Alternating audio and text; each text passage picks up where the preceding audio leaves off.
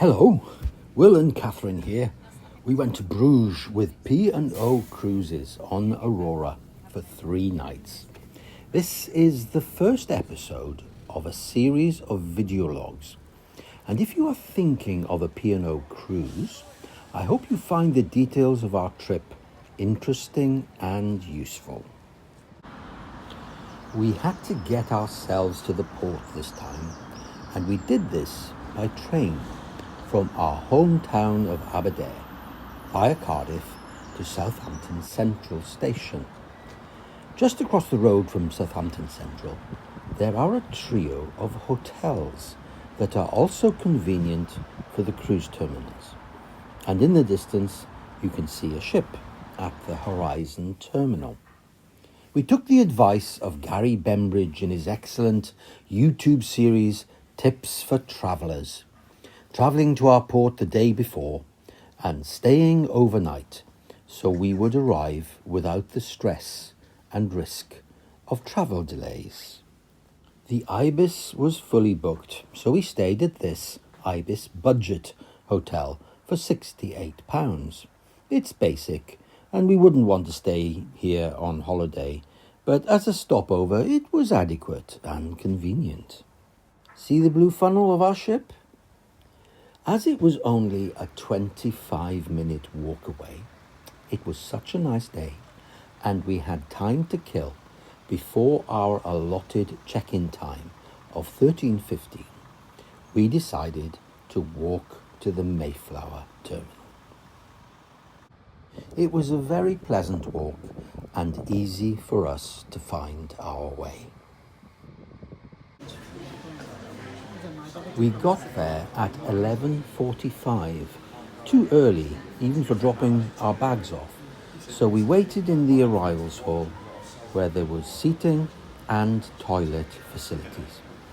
At 12:15, we were able to offload our luggage at the appropriate luggage pod, which for us was pod 2.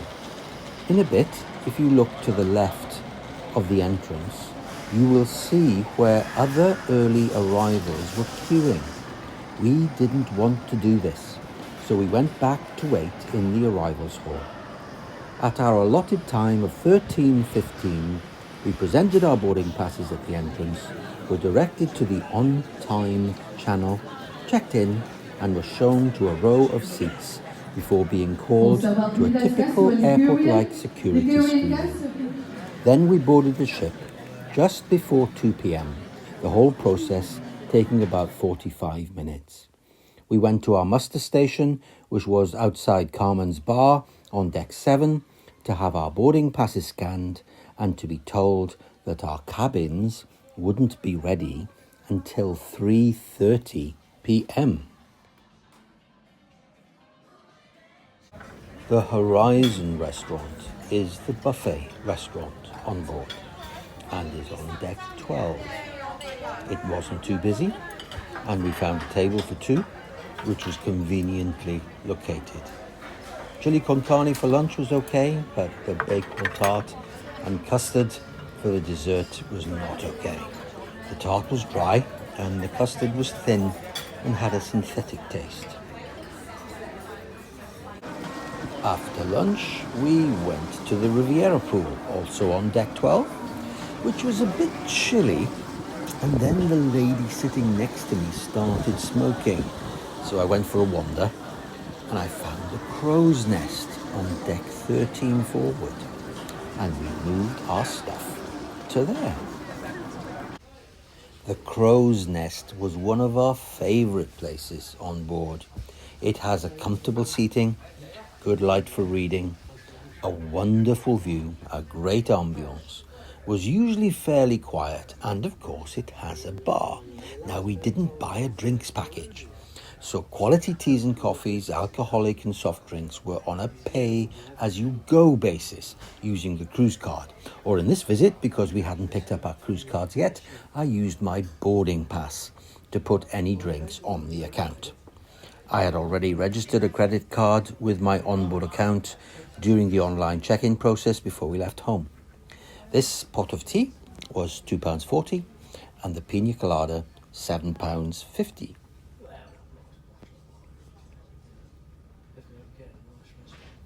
So once you've scanned in at your muster station, you make your way and use your cabin. You will find your cruise cards placed outside your cabin door. Your luggage is still being loaded and the ship will take a little time, a while longer to get it to you. Thank you for your attention and welcome aboard Aurora. As for the cabin, there will be a separate cabin review video, and a link to this video will be at the end of the last episode of these video logs. Our cabin was near the aft of the ship, and one of the features of Aurora that I really liked was the tiered stern. And this is the view of the sailaway from Southampton.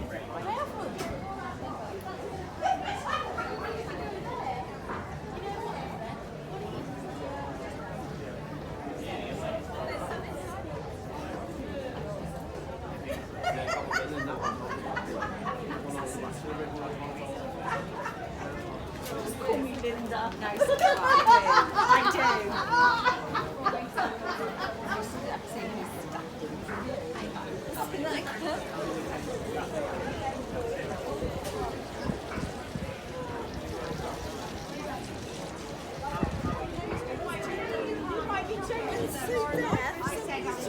Falling on our beds every 5 minutes. I'm sorry. I'm sorry.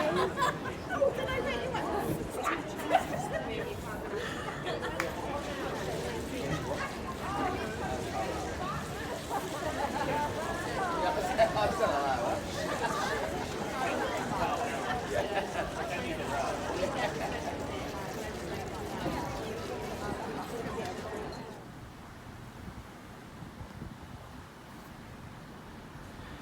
Ah, the peace of our cabin balcony.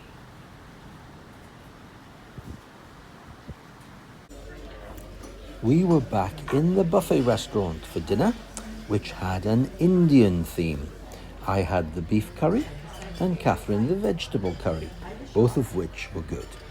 Again, the restaurant wasn't busy and we were able to find a table for two next to the window.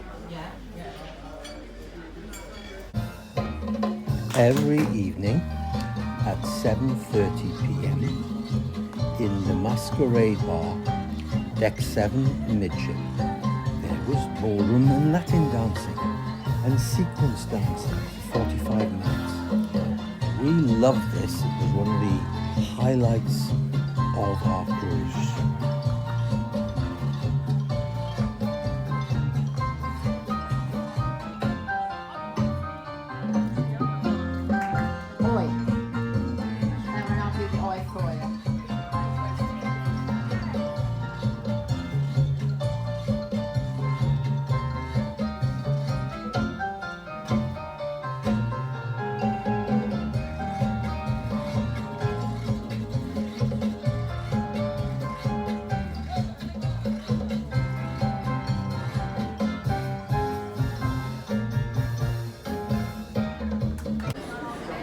On the way back to our cabin, we went past the atrium. This is magnificent. It spans 4 decks, and there are shops, lots of shops actually, and a few bars on these 4 decks next to the atrium. In episode 3, I have a brief tour of the bars that are next to the atrium.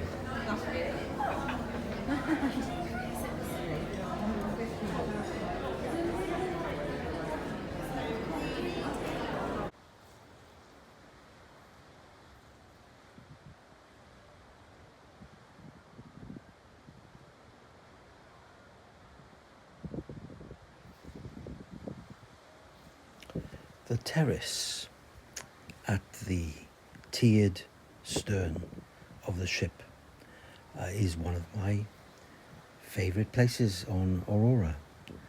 It's a great place for viewing the ship's wake, for viewing beautiful sunsets, and just appreciating the peace of being at sea.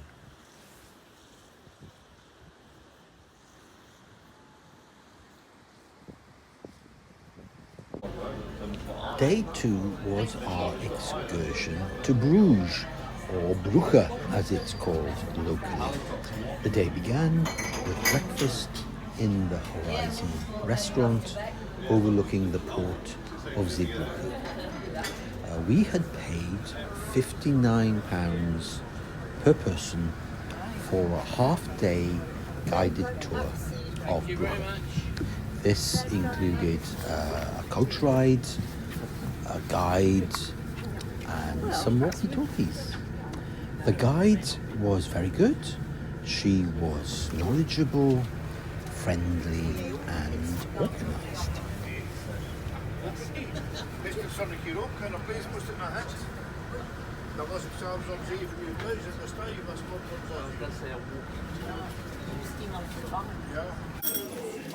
Brugge was very wet and crowded.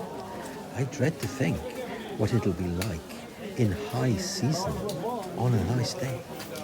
Even so, even in the wet, Brugge is really very pretty. We had thought of taking a boat ride on our free time, but decided against it, as all we were likely to see was the inside of some umbrellas. This is City Hall, one of the oldest in the region, a seat of government for over 600 years. Next to it is the Basilica of the Holy Blood, built in the 12th century, the blood being allegedly from cloths belonging to Joseph of Arimathea, which were used to prepare the body of Jesus for burial. The lower chapel has been preserved as it was built in the 11th century. The medieval bell tower, built in the 13th century, is probably the most famous symbol of Bruges. It's a UNESCO World Heritage Site and is featured with Brendan Gleeson in the film In Bruges.